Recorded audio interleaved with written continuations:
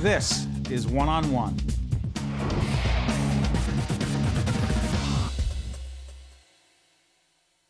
Public Television family is proud to welcome John Larrocchia, who is the founder and president of Laughter Saves Lives Foundation. How you doing? Great.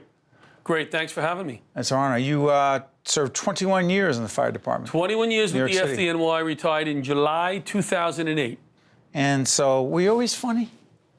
You know, that's a great question. No. Yes and no. At the firehouse, people would say, oh, you're a comic? I mean, there's so many funny guys in the firehouse that I would just sit back and watch them and then use it on stage and get paid for it. Their material. Yeah, they're doing it for nothing. You didn't give them credit. No. Oh, okay. I told them I was using it, though. After the fact. Yeah. But, so what happened? So you got the comedy thing going, you're watching your other friends, and then Laughter Saves Lives comes in where? What happened was I was always doing stand-up before 9/11, stand-up, and we lost a third of our firehouse on 9/11. 19 Queens? guys. Yeah. Hazmat 1, Squad 288. Right off of the Long Island Expressway there in Maspeth. So and I lost my partner who I was doing a radio show with at the time, Tom Gardner. Yeah. Funny guy, smart guy, strong, great fireman, everything that I really tight. Was not. Yes. You guys are tight. Yes, very tight. We did a radio show together. Is that you guys? That is us. That's my man. He's still looking down at me saying, you still suck. So I decided, how am I going to, you look in the mirror and everybody's going, never forget, and that's great. But what are you going to do? If I don't remember these guys, who's gonna? If you didn't work with them. So I do comedy. They made me laugh. Why not make people laugh in their name as a way to remember them, raise money for cool charities in their name? We put some money in the foundation, and I used that to help firemen and now some cops who were struggling due to a tragedy in their lives, who are not in the spotlight. They're not in the papers. They're not in the news. They really need some money. And that's where we're at. We're trying to land some large sponsors, but that's how I got started. How'd you come up with the name? It flows, right? Laughter Saves Lives. I actually had to wait. The banking commission would not let me use the word saves. I had to wait and get that approved. Somebody goes, well, use something else. I go, no, I love the name. And then we have the little character. That's the Johnny plug, JP, the laughing fire hydrant. That's our logo. Did you always want to be a fireman? No, I'm one of those cases where I talk about this in my comedy act. People want to be a fireman. Why? They're brave, right? Their father was a fireman, their uncle. I took the fireman, I say this in my act, I took the fireman's test for the benefits. You did not. That's a good reason to You're going to put your life on the line, go in a buried building because you have good dental? What is wrong with you? No. I actually took it. I didn't know what I wanted to be in my life. And somebody said, John, you're physical, you love people, become a fireman. I go, I'm afraid of heights, I can't handle smoke, I'm not too brave. Other than that, you're qualified. But Steve, let me tell you something. It was the best thing I ever did in my life because I overcame. I never went away to college, camp. Now I'm thrown in the fire academy for 3 months. I got to climb ladders. I'm afraid of heights. I got to do all these things that made me a better man, made me a better person. And I'm very proud of what I did and the guys that I worked with, How did 9/11 change you as a man? My life started over. My life ended, I say, on 9/11. The person that I was ended. And now you have a choice. What are you going to do with your life? You're going to sit there and say, it should have been me. I should have been working. We had to change the schedule, and we lost the whole company. The whole company we lost. 11 guys in hazmat. So you could sit there and go, well, poor me, or oh my God, it's terrible. Or you can move forward and do something about it. And this is what I chose to do. Hey, if I get up there and I don't do anything to remember them, they're going to kick my butt when I get up there. Their kids don't have a father. 45 kids in my firehouse lost a father. 45. 45. And I know a lot of the families. They come to my shows now. I make them laugh. It's awesome. How much do you think about your guys?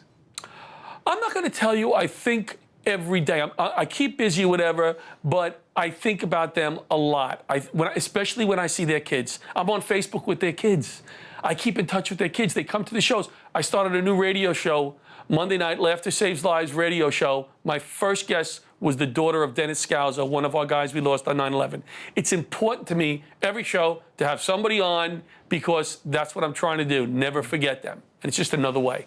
How is it that, in your comedy, you do not use profanity? It's not me.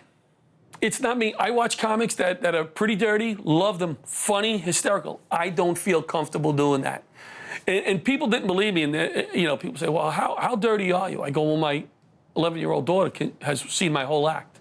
I mean, she has a disgusting mouth, but she's seen my whole act. But she doesn't really. I'll talk about adult topics. You're doing shtick on me now. Yeah. Well, I'll talk about adult topics. I'll talk about adult topics, but it's not me. It's just not me. It's interesting. You spent those years in the fire department, and you had these relationships with these guys, and it's impossible to even comprehend what happened. Still can't. But you made this decision you get to this path, and I often say that attitude is a choice. You chose this attitude. You could have said, not only why me, why them, why this.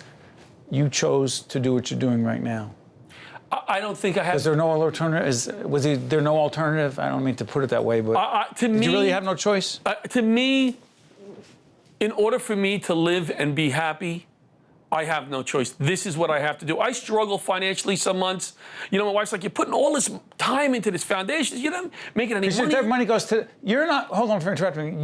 That money you're raising goes to the charities. Now listen, I'm not drawing a salary right now from the foundation because we don't have a major sponsor. I would love to do it full time. Hey, all these foundations, a lot of the big ones, people draw a salary. You're not. I can't afford it yet. We don't make enough money. The money goes to certain charities to help those who are still struggling from 9/11. I'll give you an example.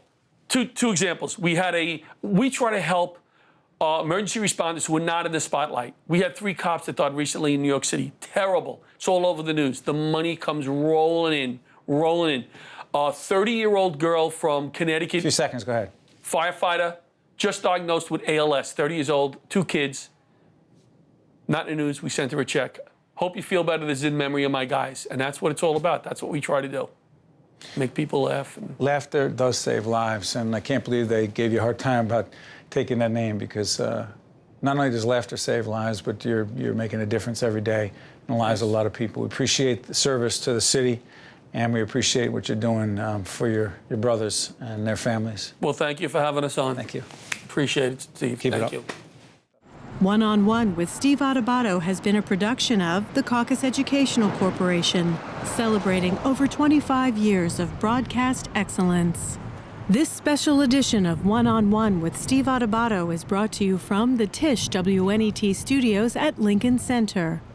Funding has been provided by Investors Bank, Berkeley College, Virtua, Qualcare Inc., New Jersey Sharing Network, Kessler Foundation, and by Adler Aphasia Center.